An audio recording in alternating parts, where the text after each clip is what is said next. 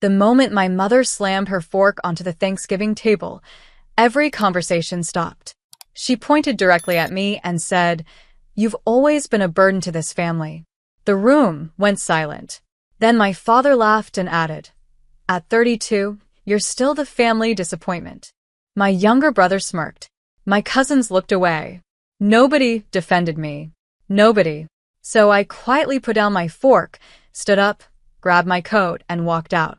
What none of them knew was that for years, I'd been keeping a secret. And 7 months later, I legally owned the very house they threw me out of. My name is Emily Carter. I'm 36 years old, and for most of my life, my family had one favorite child. It wasn't me. That honor belonged to my older brother, Jason. According to my parents, Jason could do no wrong. When he switched college majors 3 times, he was finding himself. When he quit jobs after a few months, he was too talented to settle. When he made bad financial decisions, he was taking risks. Meanwhile, everything I did was somehow wrong. If I worked late, I was neglecting family. If I focused on my career, I was selfish. If I helped financially, it was expected.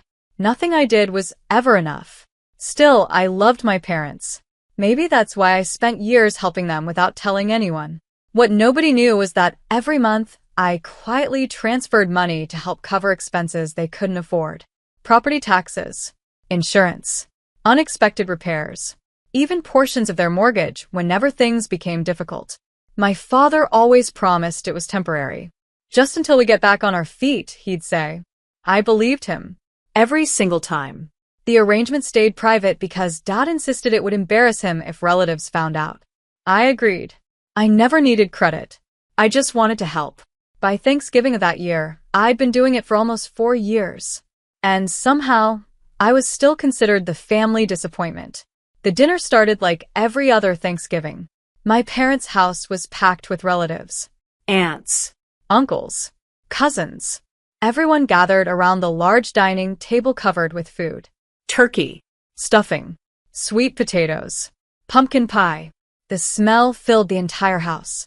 For a little while, everything felt normal. Then the conversation shifted toward Jason. As usual, my aunt smiled at him. Jason, your mother says you're planning another business venture. Jason leaned back proudly. Yeah. Big opportunity.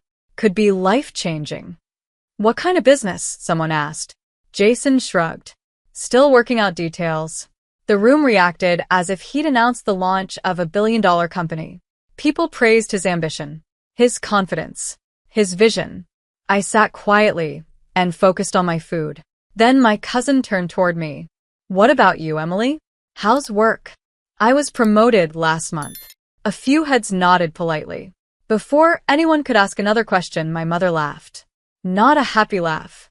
The kind that warns you something unpleasant is coming. Emily always works, she said. That's her whole personality. A few people chuckled. I forced a smile. It's going well, Mom. She took a sip of wine. Well, somebody has to stay busy. The table grew quieter. I felt the familiar tension forming. The same tension I'd experienced since childhood. Then my brother smirked. You know what Emily's problem is? I looked at him. What? She takes life too seriously. More laughter. I pushed food around my plate. Normally I would ignore it. But something felt different that night. The comments kept coming. One after another. Small digs. Little insults disguised as jokes. Finally, my mother placed her fork on the table and looked directly at me. The room went silent. Let's be honest, she said. I felt every eye turned toward me. My stomach tightened. My mother shook her head. Emily, you've always been a burden. For a moment, I thought I'd heard her wrong. A burden? After everything? The room stayed silent. Nobody challenged her. Nobody defended me. Then Jason laughed. Not nervously. Not awkwardly. Genuinely laughed. Mom's right, he said. At least I make this family proud. The words hit harder than I expected. Not because they were true. Because they weren't. And yet everyone sat there pretending they were. I looked around the table. My father stared at his plate. My relatives avoided eye contact. Nobody said a word. Years of sacrifice flashed through my mind. The money, the support, the endless favors, the opportunities I'd postponed, the emergencies I'd solved. And somehow I was the burden. I suddenly realized something. The problem wasn't that they didn't know my value. The problem was that they never wanted to. I slowly placed my fork on my plate. The room became even quieter. Jason's smile faded slightly. Maybe he expected an argument. Maybe they all did. Instead, I stood. I picked up my coat. "Happy Thanksgiving," I said calmly. Then I walked toward the door. Nobody stopped me. Nobody apologized. Nobody followed. The cold November air hit my face as I stepped outside. For the first time in years, I felt strangely calm. Not angry, not sad, just finished. I drove home in silence. Around 10 that night, while I sat alone in my apartment staring out the window, my phone rang. The caller ID showed an unfamiliar number. I almost ignored it. Almost. Instead, I answered. "Hello. Miss Carter?" "Yes. My name is Daniel Brooks. I'm calling from Lakeshore Community Bank." I sat up straighter. "Okay." There was a brief pause. Then he said something that instantly erased every thought about Thanksgiving. "Miss Carter, there's a serious issue involving your parents' mortgage, and your name appears throughout the payment records." My heart skipped. What kind of issue? The answer would change everything. I didn't sleep much that night. After ending the call with Daniel Brooks from Lakeshore Community Bank, I spent hours staring at the ceiling. His words kept replaying in my head. "There's a serious issue involving your parents' mortgage." The next morning, I took a personal day from work and drove straight to the bank. Daniel was waiting in a small conference room. He looked to be in his early 40s, professional but uncomfortable. The kind of person who clearly didn't enjoy delivering bad news. After introducing himself, he slid a folder across the table. "I assume your parents never discussed their mortgage situation with you." "No." His expression said that wasn't surprising. He opened the folder. "Your parents are currently 8 months behind on payments." I blinked. "What?" He nodded. "The account entered serious delinquency several months ago." That made no sense. My father had repeatedly assured me everything was under control. Whenever I helped financially, he always claimed they were simply dealing with temporary setbacks. Nothing more. I looked down at the paperwork. The numbers were impossible to ignore. Missed payment. Missed payment. Missed payment. Again and again. "Why is my name connected to this?" I asked. Daniel pointed toward several transaction records. "Because over the last 4 years, a significant portion of payments came from accounts linked to you." I felt my stomach drop. "What do you mean?" He turned another page.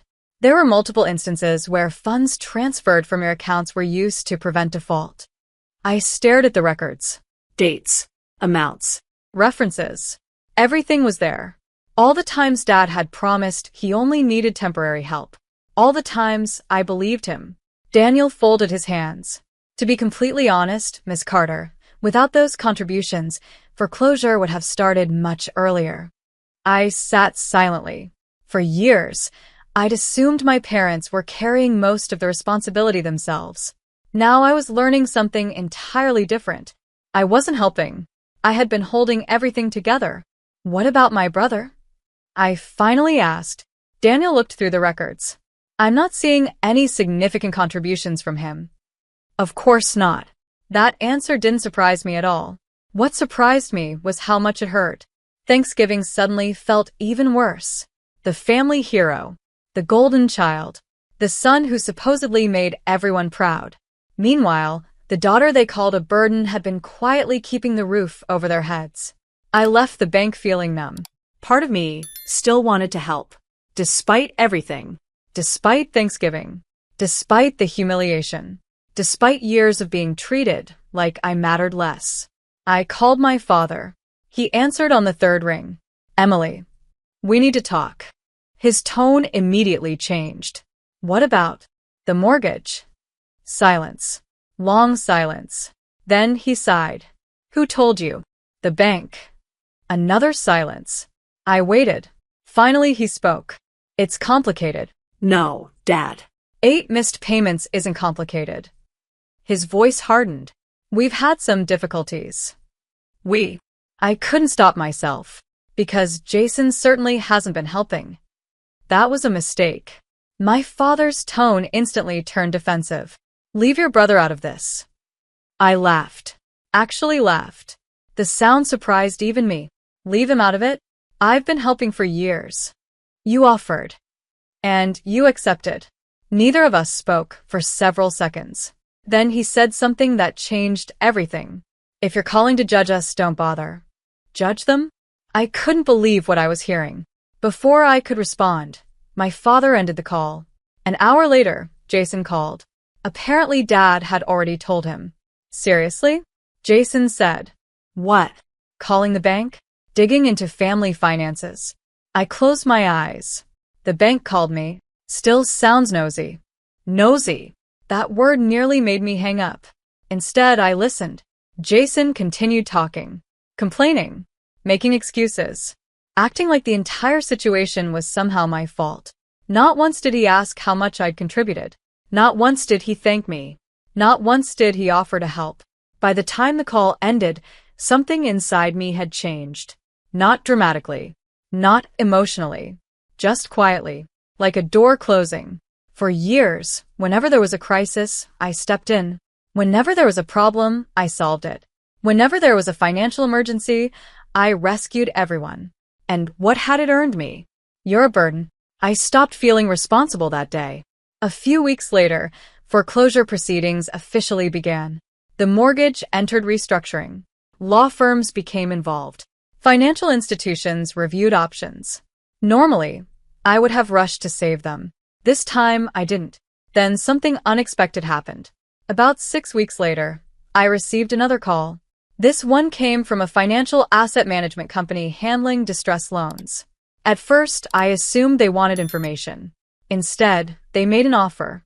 Because of my documented payment history and financial qualifications, I had an opportunity to purchase the mortgage package attached to my parents' property. Legally. At a discounted value. I almost laughed. The idea sounded absurd. Yet the more I reviewed the documents, the more real it became. I spent weeks studying everything. Numbers. Contracts. Risk assessments. Property valuations. Unlike my brother, I never made decisions emotionally. I made them carefully. Methodically. When I finally signed the paperwork, I wasn't thinking about revenge. I was thinking about reality. The reality my family had ignored for years. The transaction closed quietly. No announcements. No arguments. No drama. Just signatures. Documents. And time. Then 7 months after Thanksgiving, a certified letter arrived at my parents' house. And for the first time, they were finally forced to learn who had really been carrying the burden all along. The certified letter arrived on a Thursday morning. I didn't know the exact moment my parents opened it. I wasn't there. But judging from what happened afterward, I imagine the reaction was immediate. My phone started ringing at 9:12 a.m. First my father, then my mother, then Jason, then my father again. I ignored every call.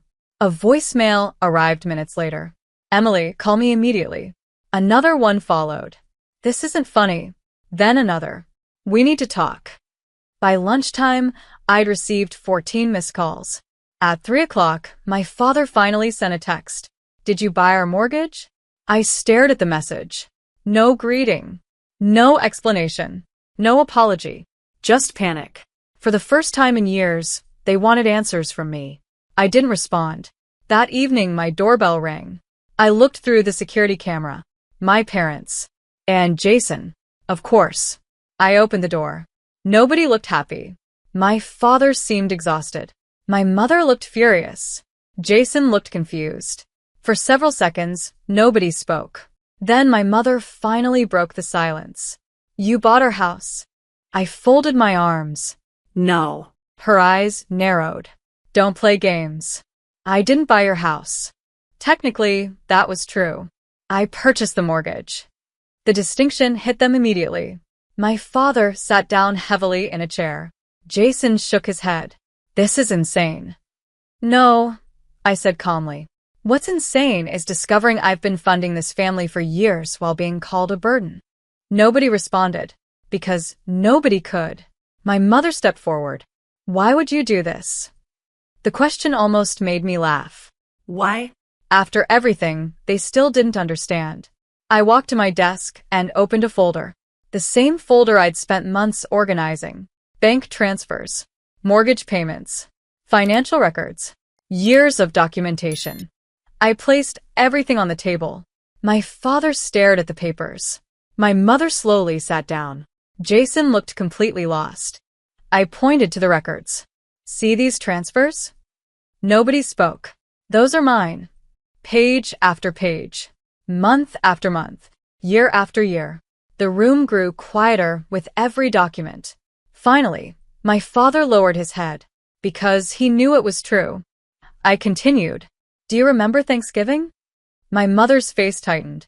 I did not raise my voice. I didn't need to. You called me a burden. Nobody argued. Meanwhile, these records show exactly who is keeping this house afloat. Jason looked toward our father. Dad. My father remained silent. Dad. Still nothing. Finally, he sighed. Emily helped more than anyone knew. Jason stared at him. What does that mean? It means, I said, that while everyone praised you, I was paying bills. His face turned pale. For the first time, he genuinely looked shocked. You never told me. I laughed softly. That's because nobody ever asked. The silence that followed felt different from Thanksgiving. Back then, it was the silence of judgment. This was the silence of truth. My mother suddenly stood. Tears filled her eyes. You could have just helped us. I looked at her. For a moment, I saw the woman who raised me, the woman I'd spent years trying to impress. Then I remembered the Thanksgiving table, the laughter, the humiliation, the word burden. I did help you. My voice remained calm. I helped for years. She looked away, because there was nothing she could say. The evidence was sitting right in front of her. Jason finally spoke. So, what happens now? A fair question. I sat down across from them. I'm not throwing anyone into the street. All three looked surprised. I've already spoken with attorneys. My father slowly raised his eyes. There are options. I explained everything. Payment plans, refinancing opportunities, transition periods, legal protections. I wasn't interested in revenge. I was interested in reality. The reality nobody wanted to acknowledge. For years, my family had treated me as if I contributed nothing. Now the numbers told a different story. By the end of the meeting, nobody was arguing anymore. Nobody was shouting. Nobody was calling me a burden. The truth had taken all the oxygen out of the room. Before leaving, my father stopped near the door. For several seconds, he just stood there. Then he looked at me. I'm sorry. It was the first genuine apology I'd received in years. I nodded, but something had changed. Not anger, not bitterness. Distance. The kind that comes when you finally stop carrying people who refuse to appreciate you. 7 months after Thanksgiving, the family story completely changed. Relatives learned the truth. The daughter everyone underestimated had been supporting the household all along. The golden child wasn't the hero they imagined. And the burden? The burden had been carrying everyone else. A year later, the mortgage situation was resolved through a legal restructuring agreement. My parents kept a roof over their heads. I protected my investment. And for the first time in my life, every relationship in the family operated on honesty instead of assumptions. Sometimes people spend years deciding who matters and who doesn't. Sometimes they create heroes and villains without ever looking at the facts. My family did exactly that. The day they called me a burden was the day I stopped carrying their expectations. And the day I owned their house was the day they finally understood my value.